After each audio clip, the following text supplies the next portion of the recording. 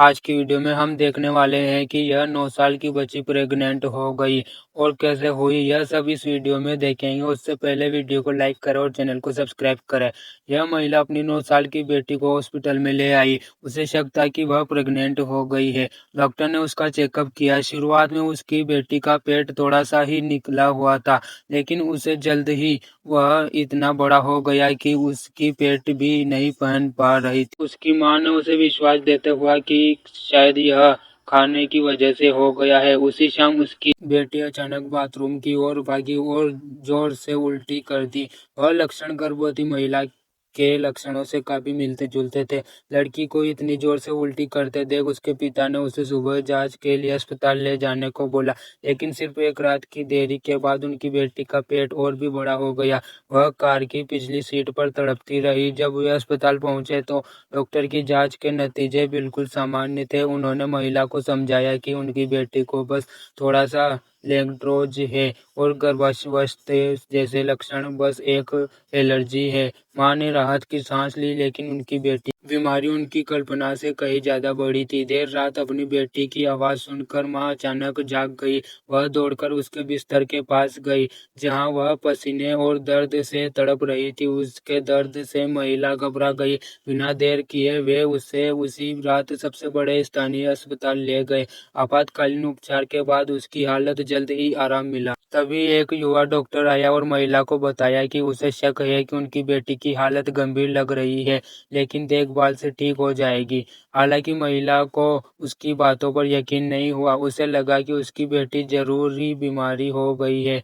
उसे अपने बातों पर सवाल उठाने देख डॉक्टर ने से उसे कोई दूसरा अस्पताल ढूंढने को कहा। इतना कहकर डॉक्टर मुड़े और जाने ही वाले थे कि मां ने उन्हें रोक लिया। मां डॉक्टर के जिम्मेदारी से नाराज थी। डॉक्टर के पास अस्पताल के सबसे बड़े डॉक्टर को बुला के अलावा कोई चारा नहीं था। डॉक्टर आने के बाद उस बच्ची को देखा और बोला कि मैं समझ सकता हूँ कि आप पर क्या बीत रही है। हम पूरी कोशिश करेंगे आपकी बच्ची को बचाने की। मां ने बोला कि मेरी बेटी ठीक हो जाएगी ना? डॉक्टर ने बोला हाँ हो जाएगी, इसकी जांच करनी होगी। जांच के बाद एक नर्स जल्दी से सर्जरी की तैयारी में आ गई। उसने 2 मीटर लंबी एक ट्यूब निकाली और बताया कि उसे उसकी बेटी की नाक से होते हुए उसके पेट में डाला जाएगा।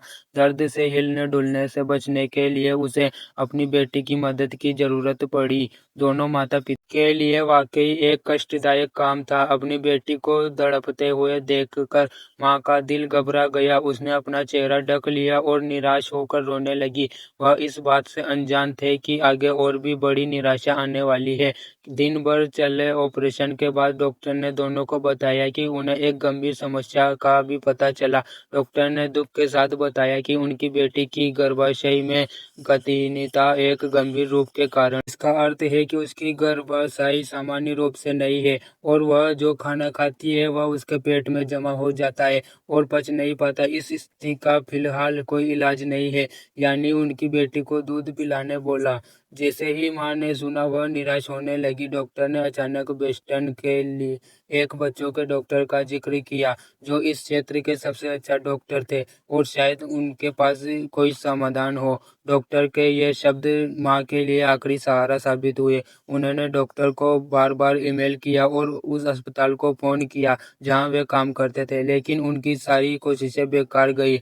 देर भर से अनगिनत माता पिता डॉक्टर के अस्पताल से लौटने के बाद उनकी बेटी को लगातार ग्रेगिस्ट ट्यूब लगानी पड़ी। अपनी बेटी की नाक से लंबी ट्यूब निकालना उसकी मां के लिए एक यातना थी।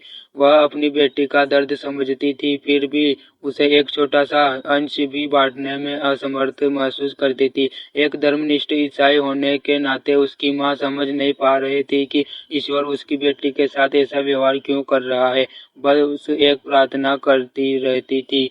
इस बीच उसके पिता ने अपनी बेटी का दर्द कम करने की पूरी कोशिश की। वह उसके लिए एक पिल्लू लाया, इस उम्मीद में कि वह उसे ठीक कर दे, लेकिन सिर्फ इतना ही काफी नहीं था। इंतजार में समय बर्बाद करने को तैयार न होते हुए मां ने अपनी बेटी को बोस्टन ले जाने का फैसला किया। जब वे अस्पताल पहुंचे तो उन्हें बताया गया कि वे डॉक्टर से नहीं मिल पाए। क्योंकि उनका अपॉइंटमेंट नहीं था। माँ ने बेबसी से अपनी बेटी पर आई सारी मुसीबतें बताई, ढेर सारी दवाइयाँ, बेतहाश इंटुबेशन। एक छोटी बच्ची के लिए यह सब सहना मुश्किल था। वह दया की गुहार लगाने आई माँ के लिए नियम नहीं तोड़ सकती थी।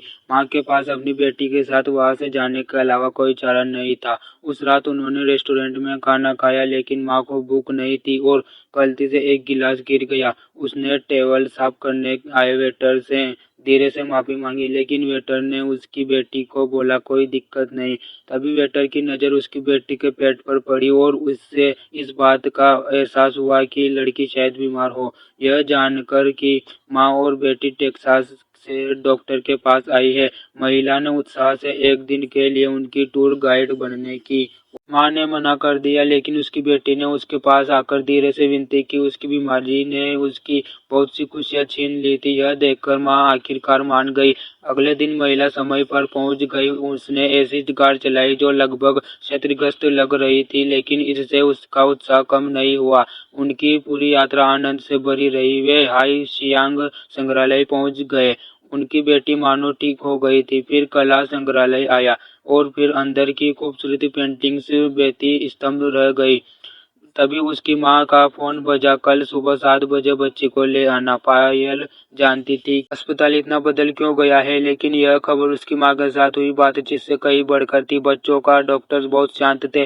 वे बच्ची के जांच कर रहे थे और उसके बाद उन्होंने चेहरे पर मुस्कान ने घबराई हुई बच्ची को बेचैन कर दिया। उन्होंने माँ को बताया कि का पेट ठीक हो जाएगा। निम्नलिखित बात असंबंधित लगती है और संभवित एक अलग विषय है। वर्तमान में इस स्थिति का इलाज के लिए कोई इलाज उपलब्ध नहीं है, लेकिन उन्होंने एक अच्छी खबर भी दी। इस अस्पताल में ऐसा इलाज है जो लड़कियों को खाना पचाने और पचने क्रिया सुधारने में मदद कर सकता है, जैसे कि बच्ची सामान्य जीवन जी रही हो। माँ ने आखिरकार राहत की सांस ली। फिर डॉक्टर ने विषय बदल दिया। डॉक्टर के निर्देश के अनुसार उसकी माँ जल्द ही उसे आने जाने की जांच के लिए अस्पताल ले जाने लगी। कुछ समय के इलाज के बाद बच्ची का पेट पहले जैसा ही बड़ा हो गया था, लेकिन कम से कम प्रिंटिंग ट्यूब तो पूरी हो गई थी। हालांकि इलाज के दुष्प्रभाव लगातार गंभीर होते गए। हर रात बच्ची दर्द से तड़पती रही थी और मुश्किल से सो पाती। वह अब और जीना नहीं चाहती। बच्ची ने बोला, मैं स्वर्ग जाना चाहती हूँ, जहाँ कोई दर्द न हो। माँ ने बोला, अगर तुम स्वर्ग गए तो अपने माता पिता के साथ नहीं रह पाओगे और अब तुम अपनी माँ के दिल में एक छेद छोड़ जाओगे। मुझे माफ करना है भगवान, मैं बस यही चाहती हूँ कि हे भगवान मुझे मार डाले। बच्ची का दिल ऐसा महसूस कर रहा था जैसे उसे चाकू से वार किया जा रहा हो, लेकिन वह रोने और खेलने के अलावा कुछ नहीं कर सकती थी। उसने एक शब्द भी नहीं कहा और सहयोग नहीं किया। बच्ची बस मरना चाहती थी। माँ बाई ने फोन किया। बच्ची की स्थिति के बारे में जानने के बाद उसके पास यह निर्णय लेने के अलावा कोई विकल्प नहीं था कि लड़की घर जाएगी और अगला दिन अपने परिवार के साथ बिताएगी।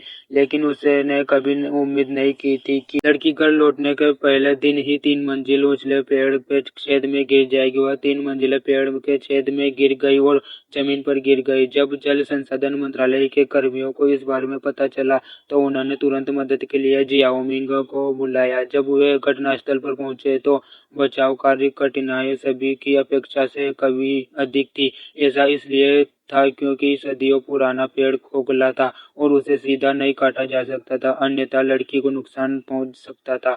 उनके पास एक एक करके सामने वाले छेद में रेंगने वाला कोई विकल्प नहीं था। 3 लोग वहां से गुजर सकते थे।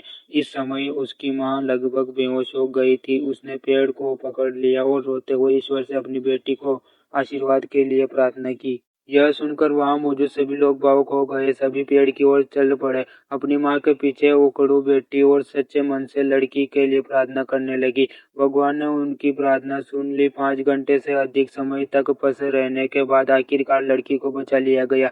अपनी बेटी को घावों से लथपथा देखकर उसकी माँ का दिल बैठ गया। उन्होंने जो निकाला वह एक जख्मी हुई लाश थी।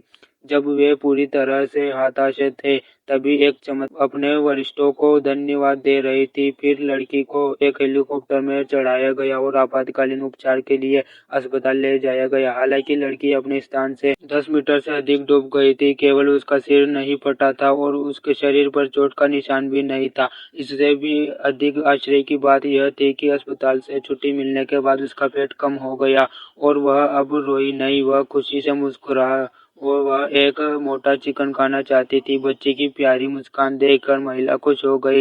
लड़की की सभी समस्याएं पूरी तरह से ठीक हो गई, लेकिन एन की बेटी सचमुच ठीक हो गई। उसने उत्साह से अस्पताल के कर्मचारियों को गले लगाया और अविश्वास से धन्यवाद कहा। उसकी देखभाल करने के लिए धन्यवाद। वीडियो अच्छा लगा तो वीडियो को लाइक करें और चैनल को सब्सक्राइब करें और शेयर करें।